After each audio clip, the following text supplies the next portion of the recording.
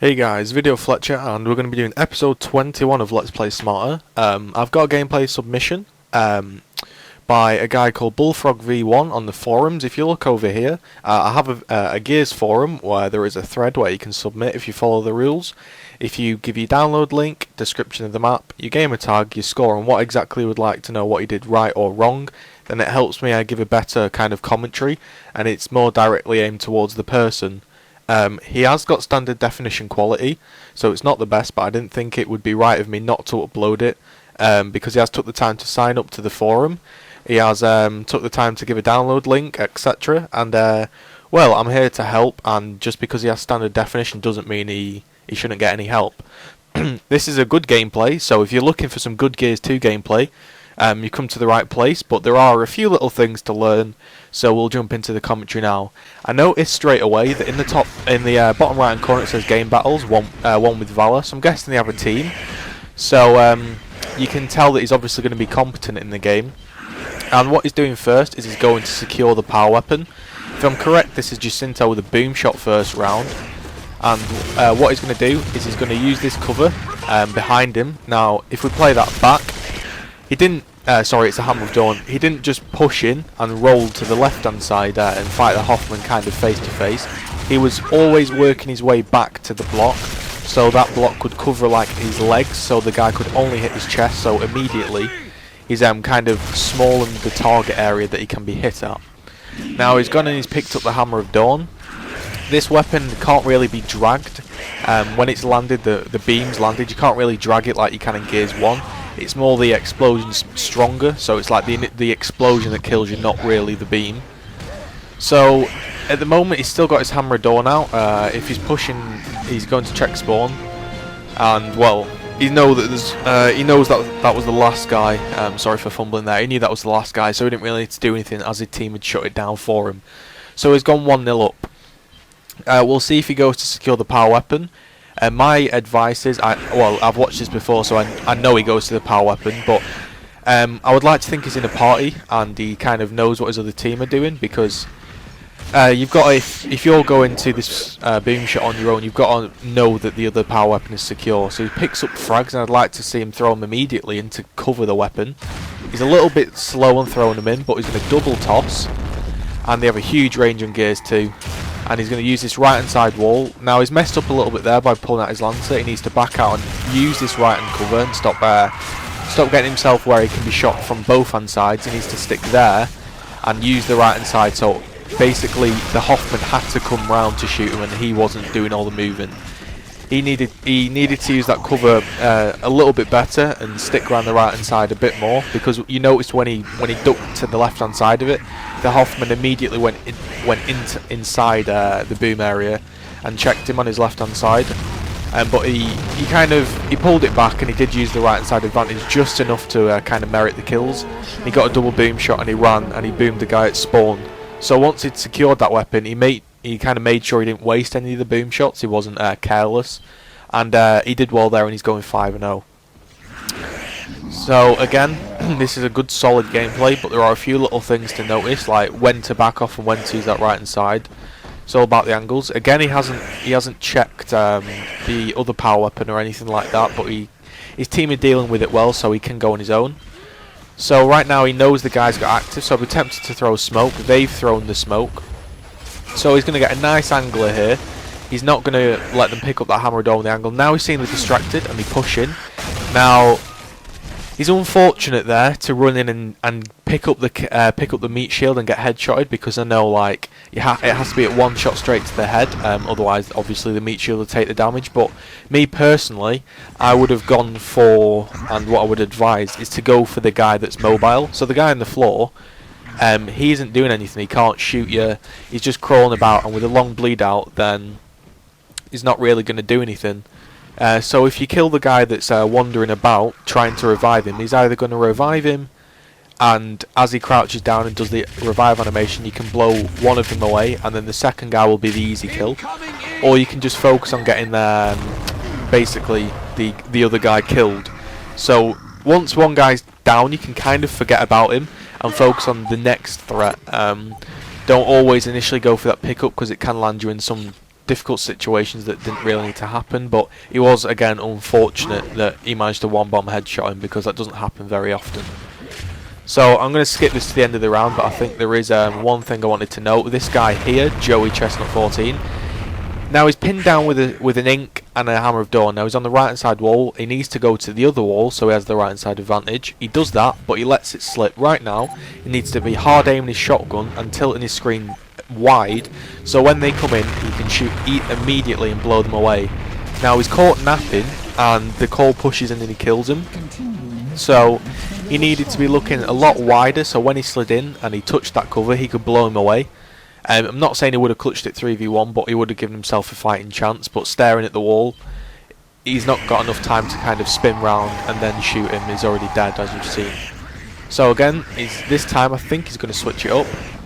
Well, maybe he's going to run the right hand side route to it, and he is running the right hand side route. So this game, it seems to be he's controlling the power weapons, which is allowing him to rack up any kills.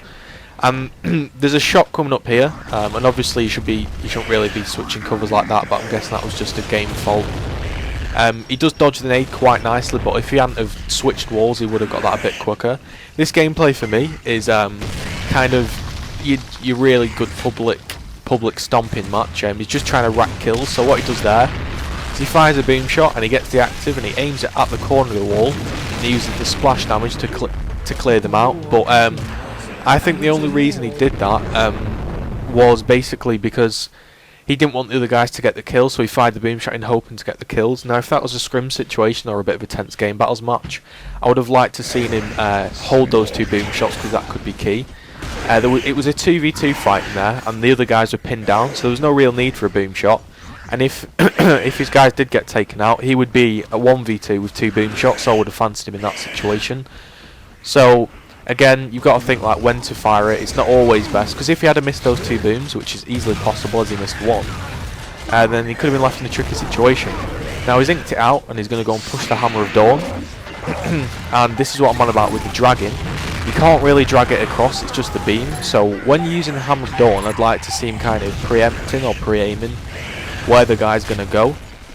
So don't just point it on them, because you can see they can easily move out the way when they hear it. Kind of aim it a bit in front, so when they panic they will roll into it. Now this is something when I watched I thought, how can I commentate this? Because right, I'm going to spoil it, but he gets a triple hammer of dawn, and I was thinking, well, how could I say that's bad? Well, I was thinking that you want to be able to kind of, how can I say this? You want to be able to repeat it and get good at it. Now a triple is lucky, so he needs to position himself in a certain way that he's never put in a situation that he needs to get the triple. Right now he needs to be backing off and putting that hammer of dawn pressure on earlier, and also pushing the 1v1s that he sees. So now he's left his teammate on his own. He's on his own and he's going to get flanked. Now he catches them as they all run up and he gets the triple. But if he hadn't have landed that and they hadn't have all run in and it was one at a time, then his teammate would have got killed and it could have really altered the round. So you need to think about kind of taking them out one by one and not really looking to go for that massive, sort of clutch triple. It was a nice kill, but that's just something to think about, is you want to kind of work your way into a position where you don't really need to pull out a clutch situation. Now I was going to go for frags again, and if I'm right, it's boom shot. So again, he should chuck them in and secure it, but he hasn't seen anyone, so I would hold onto the grenades. Now what he's done is he's thrown them, they're not the greatest. I would have thrown them around the right hand side of the cover, so the explosion. When you throw two, they chain react to each other, so kind of one grenade sets off another. So instead of throwing them in front of the wall, where it's not going to kill, throw them around the right hand side, so at least the damage would put in one shot. This bit here I don't like. This is one of the main bits, is where you can tell it's a pub stomping game. He leaves his teammate and he picks up the torque bow and he tries to get some sort of blind fire, and he backs off and he's not watching and he gets killed. The whole reason that happened was because he went for that torque bow and he wanted to get the round over and as many kills as possible. If he'd have backed off and used that sort of, I can't describe it, but the piece of cover, it obviously has got a name. The white piece of cover in front of this statue that you're seeing here, if he'd have slid into there and peeped over and just hard aimed with his title update 6 shotgun, he would have easily helped him take the 2v1. but he went for the power weapon, and he really shouldn't have done that, and he didn't watch his back for grenades. So when you guys in trouble, just immediately help him out. You know, it's better to go and throw yourself and help your mate take the 2v1 than kind of just get the power weapon and hope you'll clutch it on your own. So someone else has got Hammer of Dawn, because no one really kind of went for it. So to be honest, he needs to push. The second he doesn't see anyone there, he needs to push and get back to the other action, which is the sniper. Again, this bit here, he's going to put the pressure on with a Lancer. He's got a nice angle and he's got him down. And he's also going to secure him, making sure they don't get up with an ink. Which is, again, it's like a double secure, and that's really nice to see that he's got the angle. Right now, again, this is kind of a display of how he just wants the kills. I wouldn't advise picking up a mortar, because you can tell where he is. Your guys are over there, and they would have called out if they're over there. And it's not really going to reach into the grenade hut where I suspect he is. So this is a kind of a waste of time, and if it was a 2v2, like these guys up top are taking, then if they'd have got killed, he would have been down low on his own with a mortar. So you kind of need to think when to pick up power weapons, but it was a nice display of getting angles and controlling power weapons again. I hope you kind of picked up something there. You know, maybe it was something that interested you. Hopefully some guys learned a few things, or just generally enjoyed the gameplay. I've got another submission for another episode by Genetics again. So if you want to send in, please send in to the forums, and I will kind of look at your submission and I will do another commentary over it. I'm hoping you guys are enjoying these. It is difficult to keep talking about points, but because Gears of War is quite a simple game, it's not a massive strategy game, but I think that's the reason why these could be quite good. Because there's so little constraints on the game, it's a very simple game, that why wouldn't you want to kind of perfect all the elements to it? So that's what I'm going to do. I'm going to focus on honing your guys' skills, and hopefully you'll improve ever so slightly, and then I'll have done my job.